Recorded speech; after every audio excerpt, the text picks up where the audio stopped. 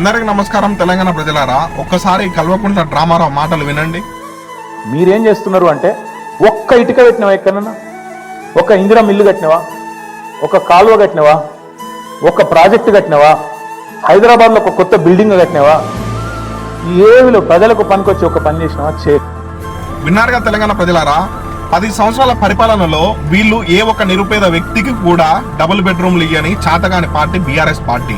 ఒకవేళ ఇచ్చిన ఈ బీఆర్ఎస్ నాయకులు, కౌన్సిలర్లు నిరుపేదల వ్యక్తుల దగ్గర లంచాలు వసూలు చేసి డబుల్ బెడ్రూమ్లు అమ్ముకున్న ఘనత ఈ బీఆర్ఎస్ పార్టీది.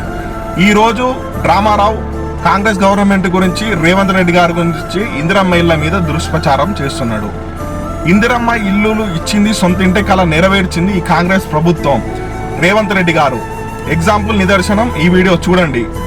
కాలువల గురించి, ప్రాజెక్టుల గురించి నువ్వు మాట్లాడుతున్నావే, కాలువల పేరు మీద, ప్రాజెక్టుల పేరు మీద తెలంగాణను ఎంత దోసుకున్నావు అయ్యా కొడుకులు?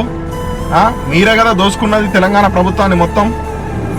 ఇంకోటి, హైదరాబాద్లో బంగ్లా కట్టినావా అంటాను. బంగ్లా వెనకెందుకు అబ్బా? గెలవక ముందుకు అదే ఇంట్లో ఉన్నాడు, గెలిచినాక అదే ఇంట్లో ఉన్నాడు. నీ లెక్క తండ్రి లెక్క ఒక ఫామ్ హౌస్, కొడుకు ఒక ఫామ్ హౌస్, కూతురుకు ఒక ఫామ్ హౌస్ అయితే లేదు కదా. సన్నాసి దద్దమ్మ డ్రామారావు, ఏ మాటలు మాట్లాడుతున్నావు?